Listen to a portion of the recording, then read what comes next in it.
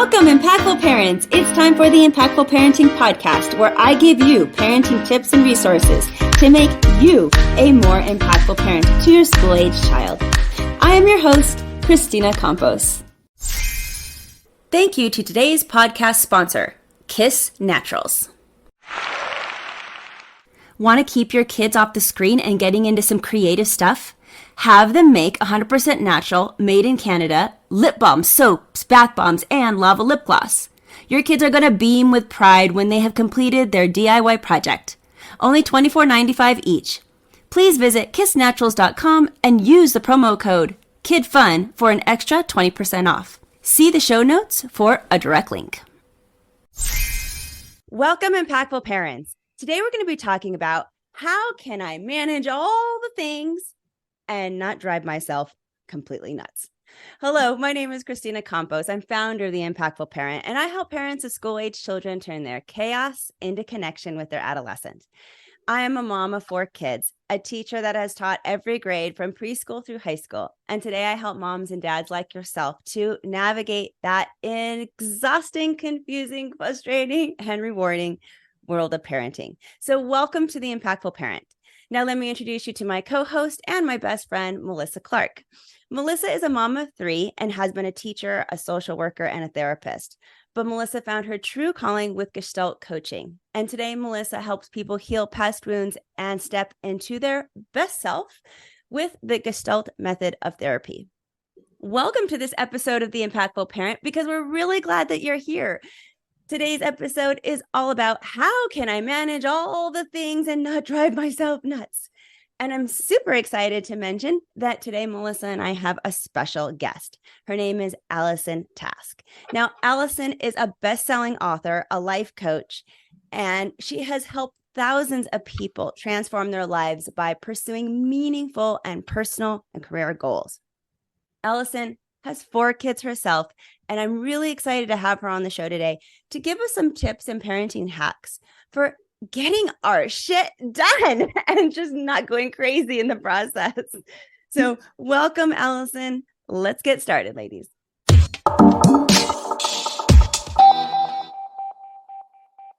How do we even approach this question of managing all the things? You know, it's so funny when I was listening to you give this beautiful, energetic preview to your show and saying all the things, and you just said it again, right? All the things.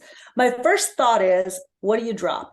My best friend is a doctor, and she does end of life care, right? She's all about triage. What's most important right now, and what can wait? And so when I hear you say all the things as we're entering, into the holiday season, I think, all right, what can you take off the list? What can you say no to? So that's always the first thing, right? Always the first thing is what's absolutely important, what doesn't have to happen, right? What gifts can I do a little bit lighter?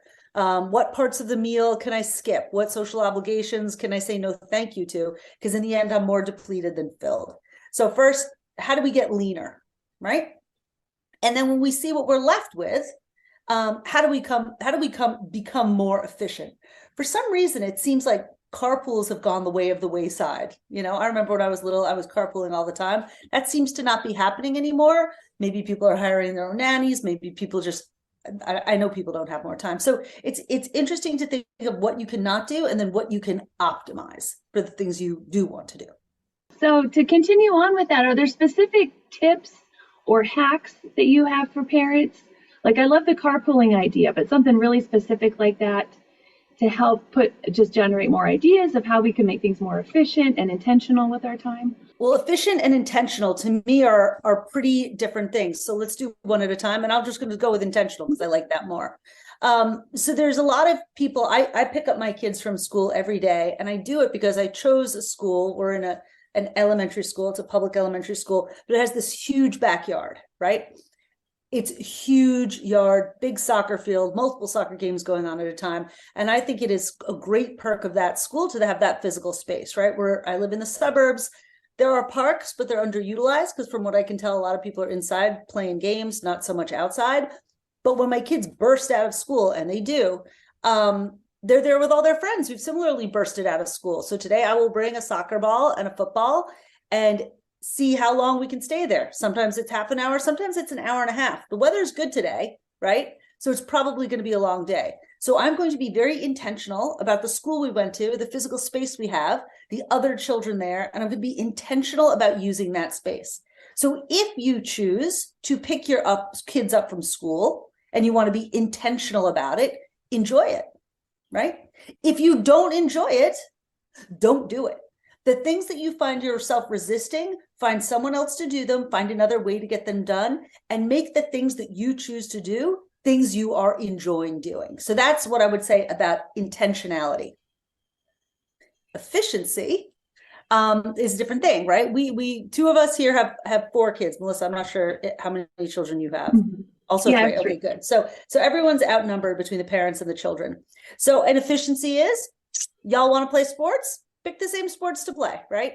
Pick similar sports so we can do it. I have twins. So when my twins play the same sport, life just became a whole lot easier for me. I have a rule. You can play 2 sports a season. That's it. I have 3 children in the home now. 2 times 3 equals 6. That's 6 sports throughout the week that I'm getting you to multiple practices, multiple things. That's my limit. My kid wants to play more. You can do 1 travel and 1 rec. That's it, right? So that's putting boundaries and limits. I remember hearing once Michelle Obama said, you will play 2 sports, you will engage in 2 arts. I pick one, you pick one. I'm not as badass as Michelle Obama, so I'm okay with just limiting it to 2 and 2. But having limits on it is really critical. One of my children was recently saying, I hear all these parents complaining about all the sports they have to take their kids to, and it's such a pain and all that. And I was like, the funny thing is, the parents choose to do it. The parents pay for it. The parents make set it up. If you don't want to do it, don't do it. Yeah, I'm going to comment on that because there's so many families who are stuck in a cycle of feeling like they're obligated to do all the things, and their kid has to be in this and they have to be in that, and they got to do this too, and we got to volunteer. And really, where is this pressure coming from? I'm going to challenge parents that are feeling like that are listening to this right now going, where is that feeling coming from? Who's telling you that you have to? Because you don't really have to. I mean, there must be a goal that you're trying to achieve. Are you trying to get your child into an Ivy League school? So is that why they have to do all the things so that it could be very impressive on a resume? But what is your why? What is your why for feeling like you have to put your kids or yourself in all the things all day long? Is it for that outside attention? Is it for the resume? Is it because you're trying to get into something? Or are you just putting too much on your plate and there really isn't a reason why it'd be okay to take something off and give yourself a little bit of grace? Yeah. And I love what you said about boundaries, because I feel like there's a lot of parents who, I want to let my kid explore whatever they want. Like they're interested in math club, but they're also interested in learning to play the violin, and they're also interested in learning how to dance. And so they try to figure out how to do all 3, when really it's not saying that your child can't learn how to dance.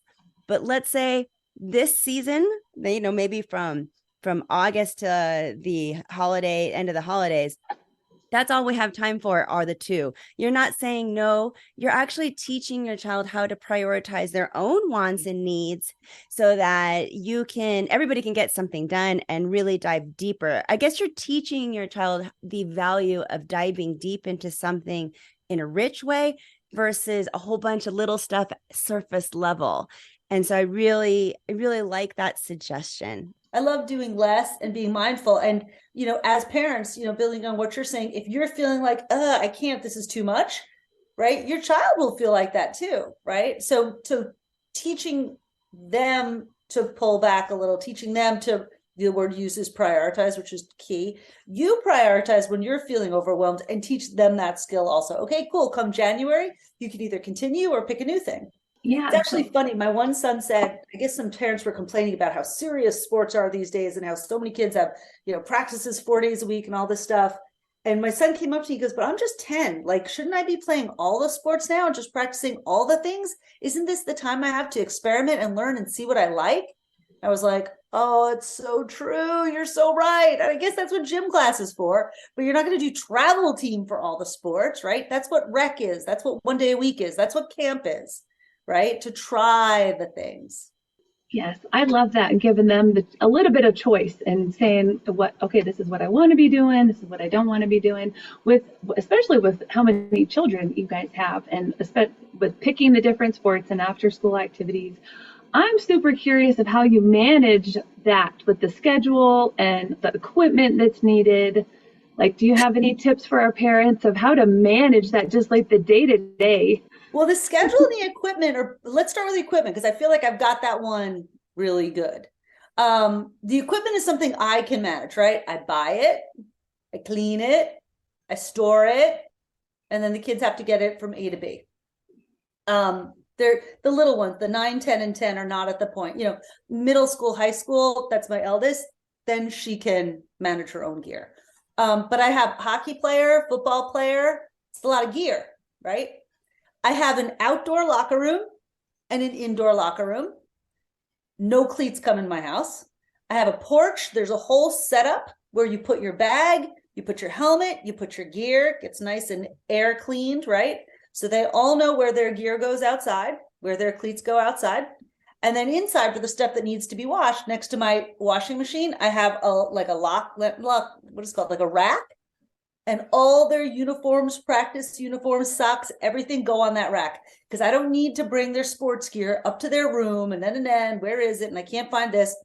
You don't ever have to worry. It's either in the outside locker room or it's downstairs in the locker room. That's where the sports gear goes, period. I'm so happy with this. I just redid my basement very intentionally to have the downstairs sports locker room. Works for me. Comes out of the laundry right there. Here we go. So that's that.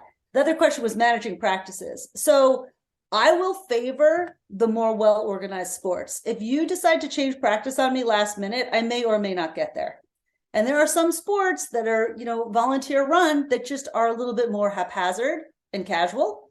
My son's football games, we don't know until the Thursday or Friday before a Sunday game when the game is.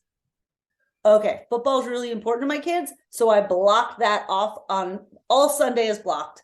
When you tell me the game is, we'll get to the game, and the rest of Sunday, we're just not going to make plans for eight Saturdays during the year. So that's my choice. I make ease for myself. I tell my kids every season, you have a lead sport and a support sport. And the lead sport gets at least 2 practices a week, and the support sport gets whatever we can fit in. But we have to we have the priority before the season even starts. So we don't have to wonder which do we do. We already know. If your sport has 3 practices a week, you can make 2 because that's reasonable. And then I hustle to get there. I have made my schedule so that my day starts at 7. My day ends at 2:15. I'm at school at 2:30, and I do the afternoon. And I'm like a little Tetris master with my kids' schedule and driving them places and stuff like that. And I've just got it locked in. And if a play date works, it does. And if it doesn't, it's not happening, because these are the priorities we made. And we'll see you on Sunday whenever football isn't. So I hear you saying routine, like that it's structure. My guess is that in order to stay as organized and on top of things as you are, your life is pretty regimented. You have things set up so kids know exactly where to put their stuff when they come in from the house. I would imagine that you get out of the house pretty much at a scheduled time every single day and come back probably very similar. And on the outside, that might look really, really boring to do the same thing all the time, every single day. But from the inside, that makes you efficient, and your kids know exactly what's expected of them, and it has less fights in the house because now they know what to do. And I would imagine that from the inside now you have more time for yourself because things take less time because now you're not nagging as much. And I would imagine that it looks like, this is just from creating a really solid routine with your kids. Yeah.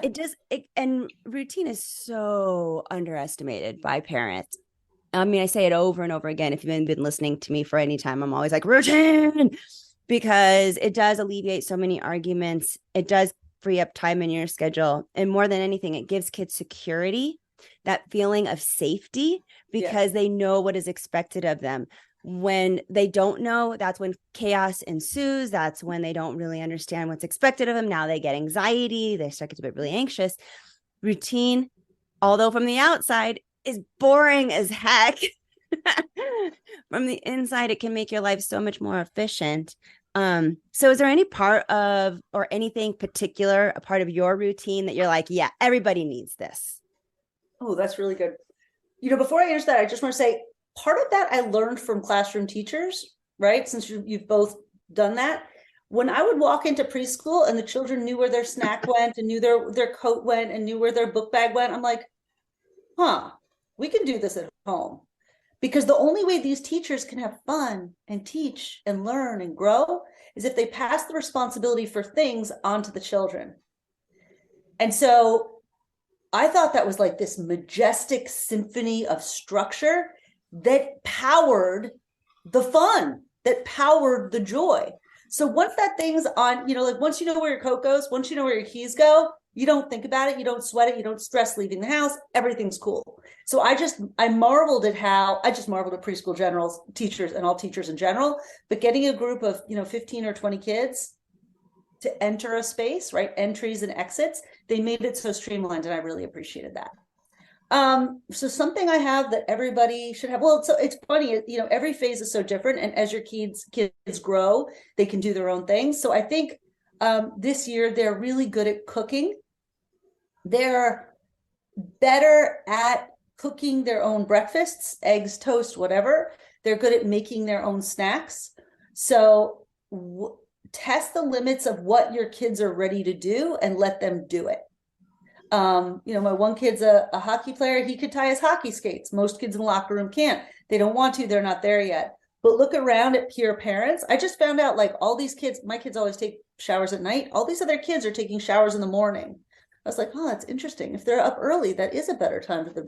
So it's just always like tweaking your system and seeing what your kids are ready for now, right? My kids are 10 and 9. When I think about them driving, I get like way freaked out, right? That's 2 steps too many. That's 6 years. They're not there yet, but they are ready for some middle steps. Independence, right? Pretty early, I let them walk to the library on their own, walk to town. The last few years, they've been walking into town on their own, taking their money, making their own choices, right? 2nd grade, 3rd grade, I allowed them that privilege. So whenever you can, challenge yourself to say, what might the next developmental move be? What might the next independent move be? Doing laundry. I have one child who folds laundry like a champ, one who empties the dishwasher like a champ. Like, all those things, start having them be part of it, because it's empowering and it's really good for them and you. Absolutely. That's teaching responsibility, and it is empowering, truly empowering your children. I mean, the goal is for us not to take care of them after the age of 18 if we can possibly help it. We want them to be independent young adults. And how else do we do that unless we allow them to do that? They got to practice underneath our care so that they're ready to hit the show running once they're ready to leave the nest. Well, that brings me to my last question, and that's about mom guilt. Because when moms can't do all of the things, we experience mom guilt. It's horrible. We start to get depressed. We feel less. It's really bothersome because we think that other moms are doing so much better. Why can't I? So we start to experience this mom guilt of, I'm not hitting the par. I'm not getting as much done as I need to get done.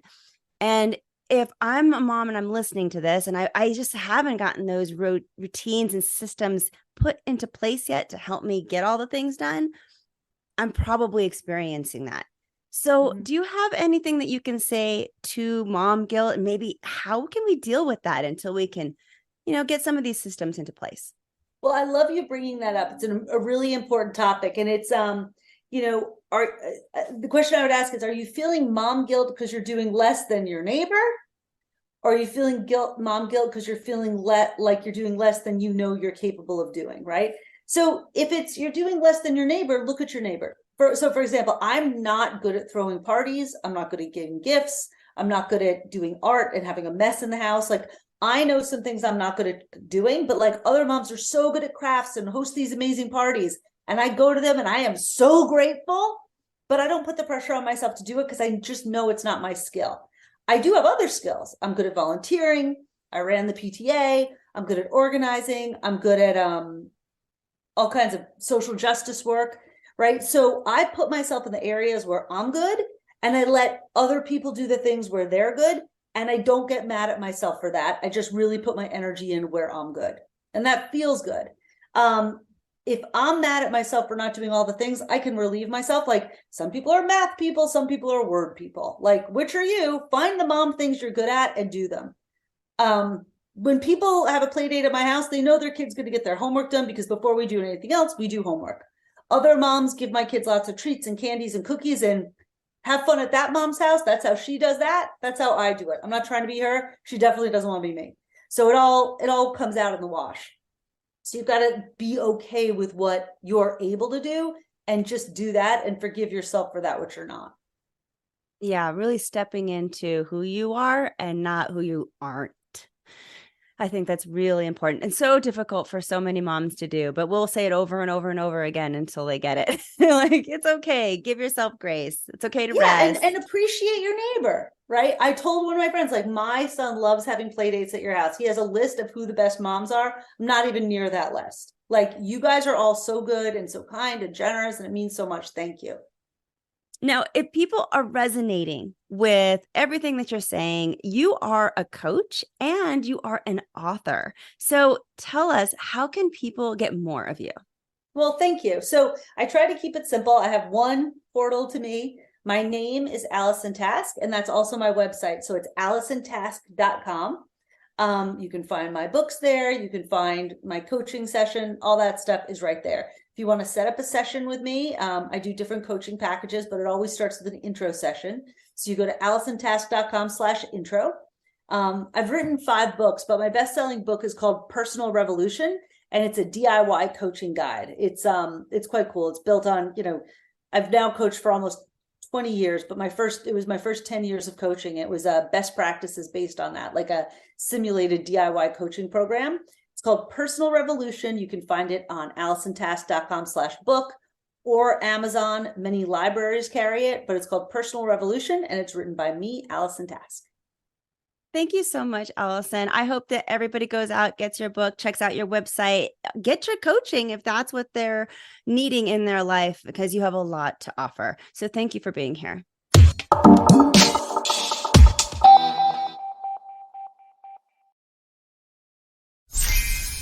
Thank you to today's podcast sponsor, Kiss Naturals. Want to keep your kids off the screen and getting into some creative stuff? Have them make 100% natural, made in Canada, lip balms, soaps, bath bombs, and lava lip gloss. Your kids are going to beam with pride when they have completed their DIY project. Only $24.95 each. Please visit kissnaturals.com and use the promo code KIDFUN for an extra 20% off. See the show notes for a direct link. Thank you for listening today. Remember to subscribe and share this podcast with a friend. And don't forget, the Impactful Parenting Podcast is an extension of the Impactful Parent community. Go to the Impactful Parent website and download the free Impactful Parent app so you don't miss a parenting tip that can help you and your family. Thanks for listening today. So go to theimpactfulparent.com and see you next episode.